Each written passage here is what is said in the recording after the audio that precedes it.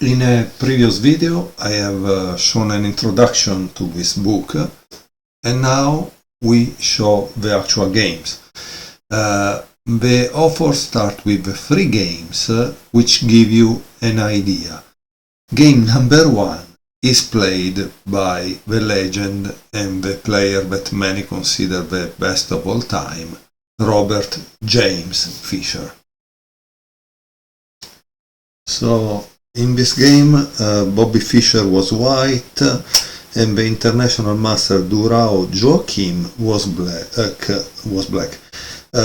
Here we start the game with a quotation by Bobby Fischer that says, "I consider myself to be a genius who happened to play chess." Bobby Fischer generally played 1 e4, the best by test, e6, d3.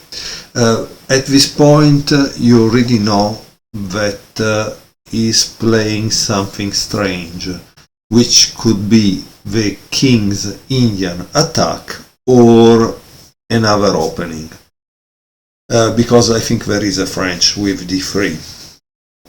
But black plays c5 and they continue with knight f3, knight c6, g3, and this King's Indian attack, yes, g6, bishop g2, and bishop g7.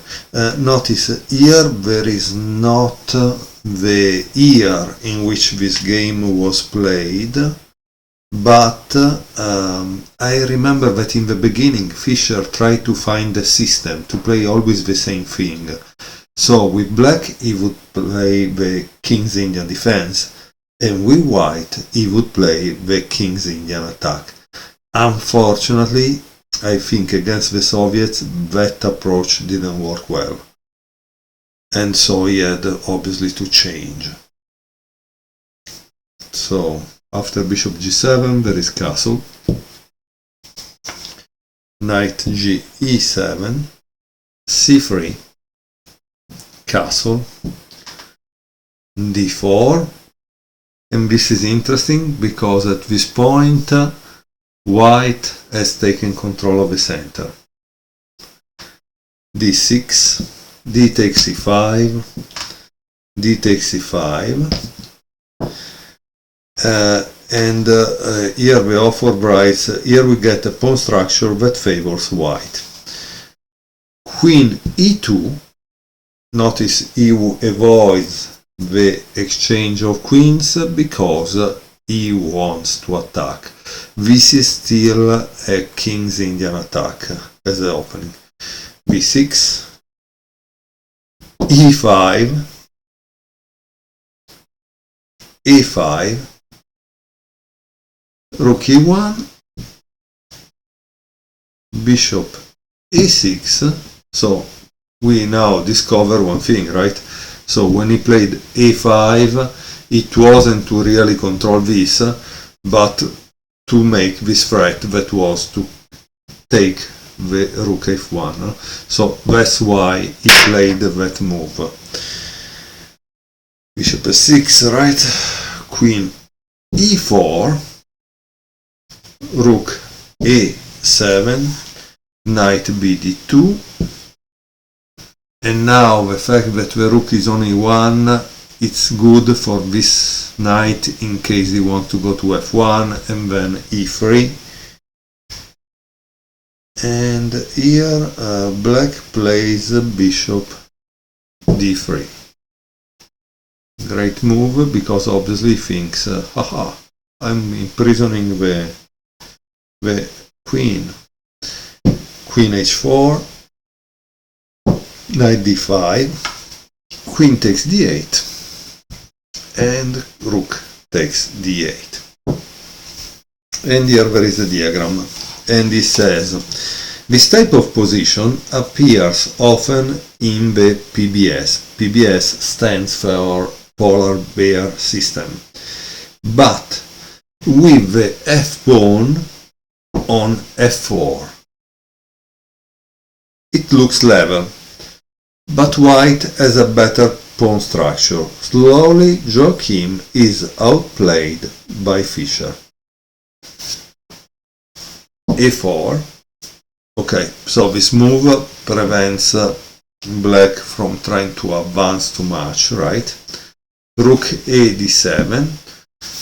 Black shows his interest in controlling the center. The problem is that with doubling the rooks, I don't know if it's correct, because at the moment he cannot go here, maybe he can go here, but he cannot go here, and maybe he will be able to go on d1, maybe, but he doesn't really control the d file, in my opinion.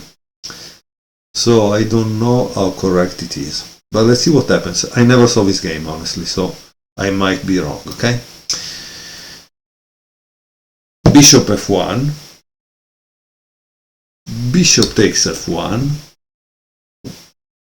king takes f1, knight d e7, so he opens the d file because he wants to go there. Knight c4, attacking here, knight c8, defending the pawn b6, and bishop g5. Here the author writes white has a small pool. Knight 6 e7, knight f d2,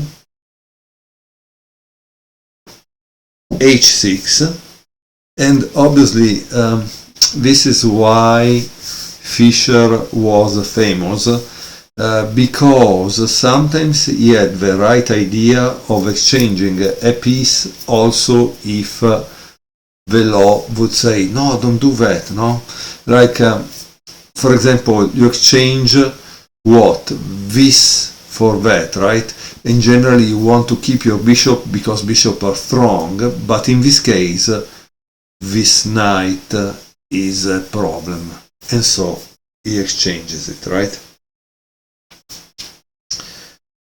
Bishop takes e7. Obviously you cannot really take here with a knight, because then white will control this, and then he still attack this. It's a mess. So rook takes e7, and after it there is rook a3, rook c7, rook b3, so it's aiming at this, rook c6, knight e4, bishop f8, king e2, again, as you can see, takes control of the d file. So sometimes we are said, oh, you need to take control of, you need to put your rooks on an open file. But if that file, every square, is controlled by your enemy, honestly, you are just wasting time, and it's useless to have it on that open file. Okay, bishop e7, f4, finally the f4, which speak of a polar bear system, this idea of this system of playing the Leningrad Dutch with white. King f8, g4, king e8, rook f1, rook d5, rook f3, and here he goes back, rook d8. I don't know what he's doing. I mean, that's crazy. Rook h3, and white is winning. Bishop f8, king, bishop f8, and now there is a great move by white. Can you see what is the great move by white? There is a really beautiful move by white. So try to pause the video, because this is a critical moment. The move is knight takes a5. with a mate attack. B takes a5, knight f6, check, king e7, rook b7, and now it's over. Okay, great game by Robert James Fischer, but I don't think I saw it before. Quite interesting. I hope you enjoy it. Let's go to see other games from this polar bear system. And this book is the complete work by Danielsen that covered both volume 1 and volume 2.